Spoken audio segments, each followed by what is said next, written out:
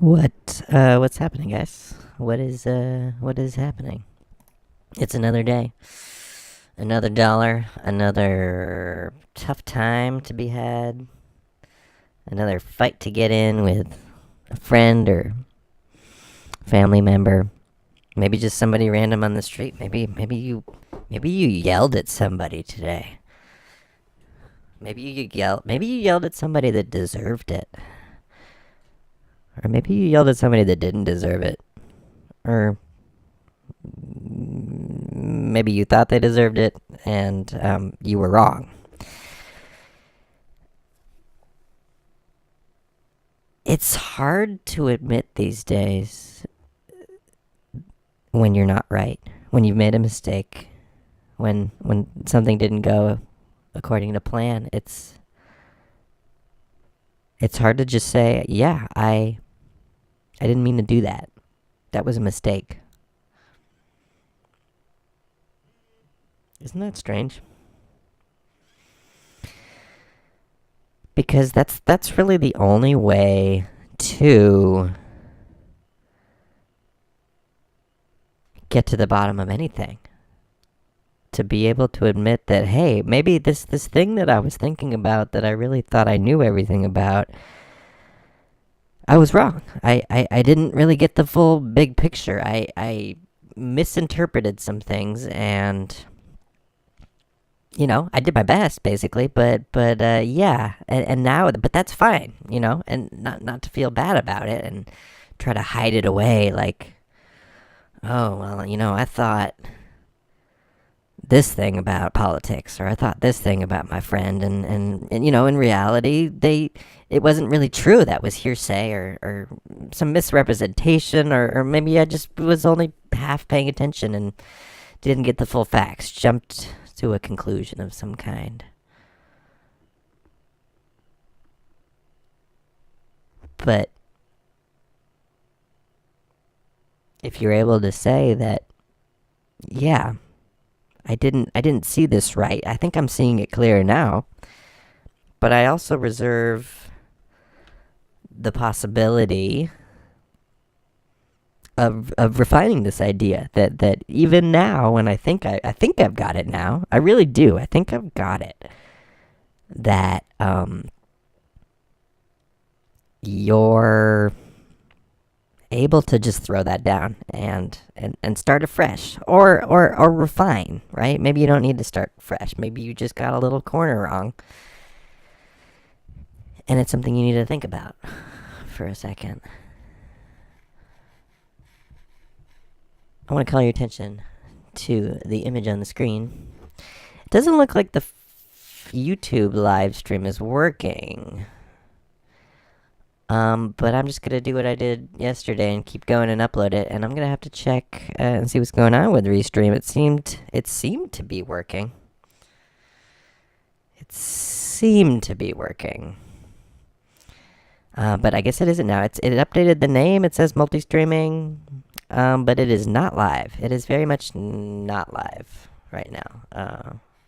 So I'm probably just gonna have to pull it off of DLive and go from there. Maybe somebody's watching on DLive, but I sort of doubt it. It doesn't seem to be a very active platform. So I want to call your attention. This is pretty blurry. But we got, your standard 5th generation equipment here. But I wanted to call your attention to this. This is Los Angeles. These are all over this place. These are, I think, like air raid sirens. They're really old. They must be left over from World War II or something like that.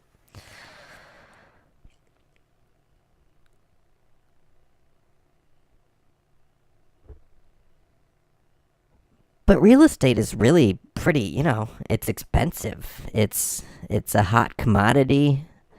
And these kind of infrastructure things, I mean, maybe there's nothing you can really build here, but I find it curious that these are left up and that they're all over the city and that they seem to be like ready to go, ready for operation.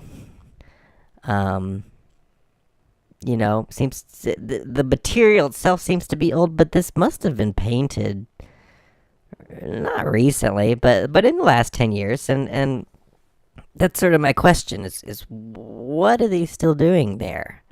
People have phones, they get push alerts, they got amber alerts. Our phones are always ringing with some sort of official story. Why would they leave these up? What does that make you think about? And that's what I'm always sort of getting at. You can see something out in the world, and it will hint at something behind that, right? And you do have to sort of extrapolate and infer and do your best to understand what the reality is, right? And that's where you get into trouble, because you are sort of coming to your own conclusions, making your own assumptions about stuff that maybe you don't have the full picture. And I don't work for the city. I don't have a great understanding of infrastructure, but I have heard California Edison talk. I have my observations, basically. I have definitely looked around a lot, and I don't really know the full story behind these air raid sirens. And I'm definitely, just talking about it's making me a little more curious. Like, what is the deal here? Is that something worth investigating? But I definitely say, I can sort of picture it when there's riots, when it's going nuts, that these are ready to go. They're ready to announce what the plan is, or what's happening, or where you're supposed to go, where the detention centers, camps are going to be located, and how to get there. Having them play some sort of recording and it repeating over and over again, and images of people crowding the streets and staring up at it, or images of nobody there, and it just continuing to drone on in some sort of automatic fashion.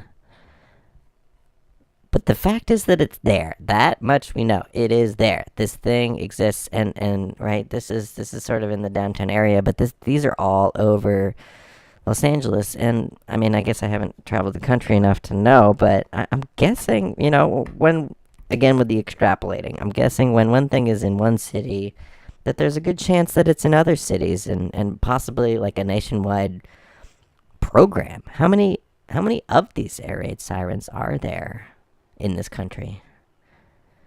I don't want to just go down a Google rabbit hole right now, when you guys sitting here, but it's definitely something I would want to look into and try to research.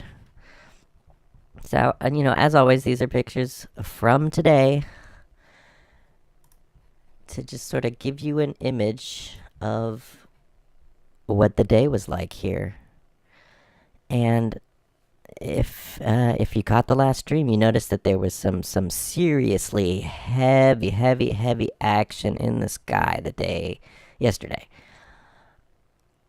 And I'm not gonna say that the action was as heavy today. Definitely not. I'm gonna say definitely not as heavy as yesterday. But this is what you can see as sort of the aftermath of that, right? You definitely see newer things happening, but what I was mostly focused on is this sort of, right? Where does it stop and where does it begin? At this point, after a heavy day the day before, this stuff is just permeating, right? And it's really hard to tell, like, what is the actual natural color of the sky. And just looking at that's on the other screen, it's definitely pretty, it's hard to see. It's very dark up there. But this image, I think, is interesting because of multiple reasons. This milky haze that we can kind of get a firm picture on, the coalescing of it, and how that sort of spreads out to other areas. Right, here's something a little more fresh for you. And I hope this is recognizable at this point. This sort of, it has these little bubbly, patch marky kind of bumps in it. And right, that's different than this milky, more sort of hazy, almost gooey fog, sort of like a fog almost, and that it really is quite different than this. But I'm pretty sure that this is what's in the background here. That's what this turns into.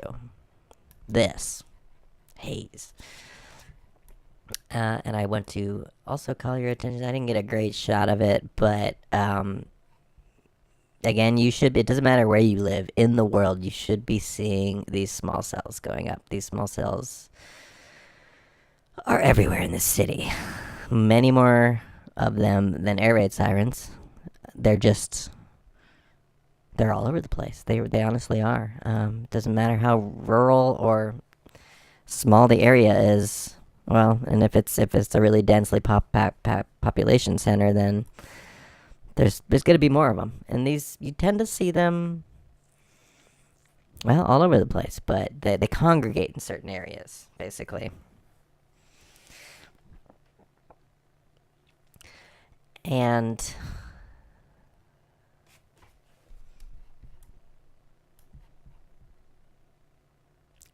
this one, it is a sort of non-redundant. That's sort of what I've been studying as I drive around this city, is that in certain areas they will have them sort of attached to these the telephone poles and pointing in up the road and down the road, but it's basically focused on the road, and it's pretty obvious that it's for the road. It's for self-driving cars and other sort of self-driving things, maybe people's phones and other things, but it's mostly angled at the road to make sure that it's the road itself is getting coverage. That seems to be very important. And then I don't have the image right now, but in other places in the city, you'll see sort of banks of them. You'll see redundancies. You'll see like 4 or 5 of them, and then 4 or 5 more, and then 4 or 5 more. There's a building near the freeway that it must have like 30 goddamn small cells on it. And like, what is the deal with that? Like, why, if it's just about coverage, I started to think like maybe it's because there's multiple carriers, because that happens also, in all forms of technology. Something will come up with something, but it's not a monopoly. It's at least a duopoly or some kind of, what's the word? Gentleman's agreement. But you will have redundant sort of cell towers in the older generations as well, right? And I think that would be the general explanation for seeing multiple small cells. Not just multiple, seeing dozens of small cells on one building or in a certain area, or there's larger towers that have many more attached to them. But if that was really necessary, mandatory, important, then I feel like you would see the same thing on these smaller streets, but you don't. You see just, the 4. The one going that way, the one going that way, and then the one going out the other directions. That's basically all you got. And that's another thing that I can't stop thinking about. Why are they redundant in certain areas, and why are they not in other areas? So that was pretty blurry, but this is the main vibe, I would say, from the day. Right? You can see it's really hard to sort of tell, but that's a cloud. That's a material. But it's so blended in with its surroundings that it's just impossible to know where the cloud stops. You have sort of thicker areas here, obviously, but it's honestly hard to know where it begins and where it stops. What is the plan there? And that seems to be sort of the ideal situation. Heavy days, and then this almost seems like what the end goal is. This sort of the milky white that just makes it. It's everything feels different, You're getting a different quality of sunlight through this material than you would say, even other areas on this image that aren't as thickly built up. But the idea is that it honestly permeates the whole story. That's the only game there is. Right, more pretty standard. I believe, is that from today? That is also from today. That's earlier in the day. And then you could see the haze a little thicker. I don't see a sundog here. I don't see a circle. I see these direct lines coming out of the sign. And why would that be different depending on the angle, the material that it's flowing through? I'm not really sure why you would see differences like that. All right, so let's get into a little news here. Apparently, more people are getting banned in a serious way. InfoWars is off Facebook. I mean, InfoWars was already in a whole bunch of trouble. Obviously, in a whole bunch of trouble already. Be getting banned off a bunch of other platforms. But this was big news apparently today that Facebook went hard on a bunch of these people. Laura Loomer. These are all sort of InfoWars people, but they all got kicked out. They're all done, and usually focused on anti. Don't want to say it out loud. Dangerous word there. But it's the same sort of story it seems every time, that like, oh, well, this person said a bad thing, and they use this kind of language, fringe right wing, when, in reality this guy has a lot of followers. And that's the quote here, which I'd say this is the most dangerous thing that I can possibly imagine. Citing their content as dangerous. Citing people's content as dangerous is dangerous. Don't you see that?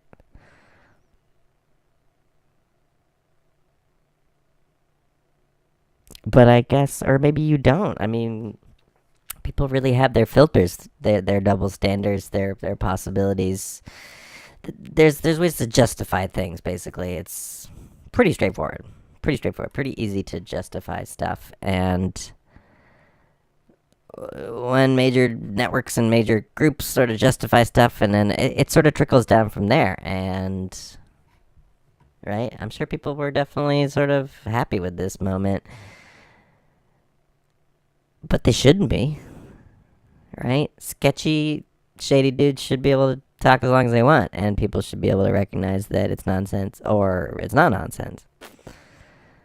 Be able to discern from themselves. That's sort of what I was talking about before. Like, it is up to you, and you should be aware that you might not be right. There may be something that you believe ultra hard. You believed it your whole life. You've spent money on it. You've based things around it, and there's a chance that it's wrong. You're lying to yourself. I feel like it's easier to see in other people when they're making big mistakes. You'll see somebody with substance abuse issues or some kind of anger, rage problems, and it'll be just so obvious. It'll be very obvious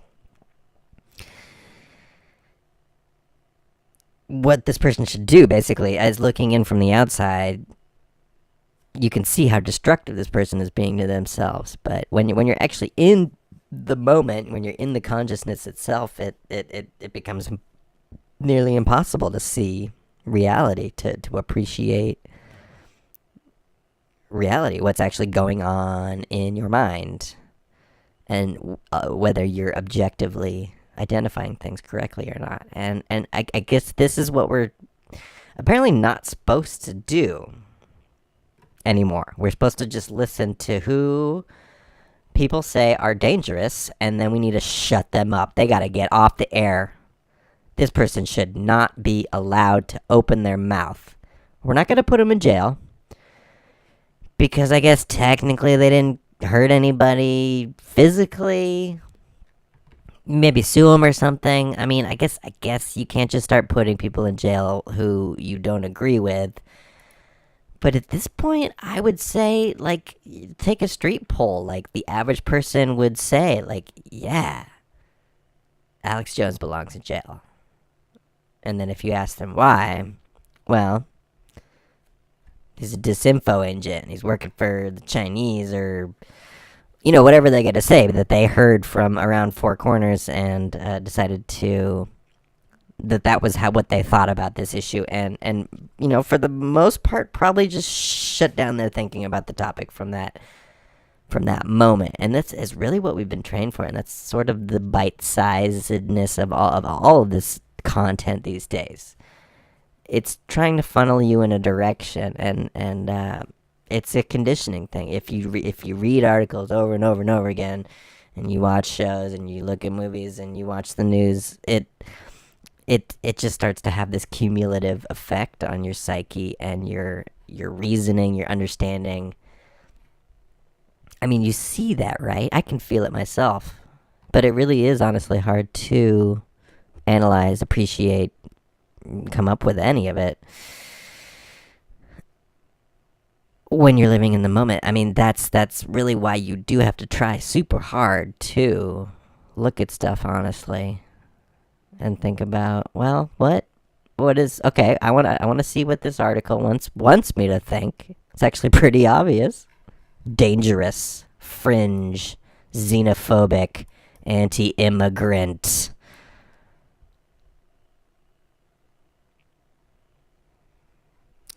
We've always banned individuals and organizations that promote or engage in violence and hate, regardless of ideology. Right? So they make it about hate. If it is about hate or violence, then yeah, I guess it deserves to get shut down. So, I don't know. I'm obviously not gonna be able to do this soon if this is really how it's going. If they're shutting down these people from the top, what if YouTube and these other platforms, instead of flagging your content after it's uploaded, it's sort of pre-flagged. I mean, and they're definitely already getting into that with all the algorithms, the scanning, and the content ID, all that kind of stuff. But what if you start to get a warning when you upload a video, and it's going to be automated, right? It's going to be an algorithm, but the algorithm then shows you not that there was content ID flags in this content, but that the ideas that you are espousing, the ideas that you're talking about, or the stance that you have on this certain political topic, it's not appreciated. It's not allowed, and we are going to block this video worldwide because you should have read the community guidelines, private company, etc., and we're not going to let you post your thoughts about this topic if those are your thoughts, because that's not okay, according to words like that: dangerous, hate speech, fringe, anti-immigrant, xenophobic. Just pile up the buzzwords. I can see it right now. You upload the video and it says this video has been flagged for xenophobia, and there's no recourse. You cannot contest this. You just better just throw away that video, basically, and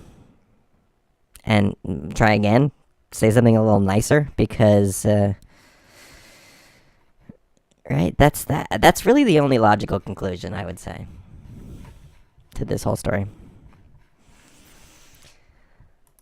So, that's just one story. There's endless stories, and it's hard to know what to focus on. Apparently AIDS is done. They figured that one out. It's over. An end to the epidemic. No more AIDS. Done with AIDS. Finished. That is, if you can get the proper antiretroviral. And how is that going to be?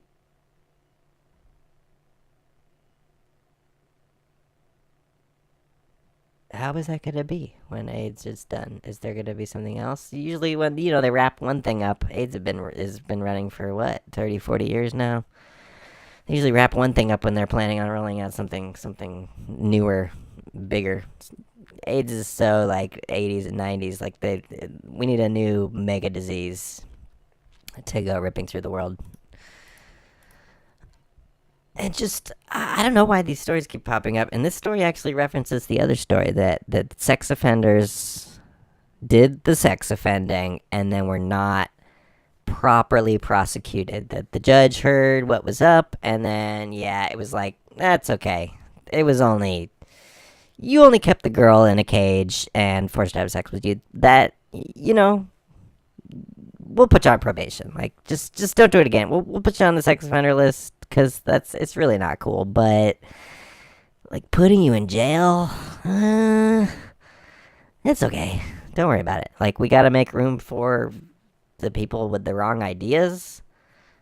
And what is that saying, right? If this guy had a YouTube channel and he talked about his experience keeping this girl in a cage, would they take down his videos?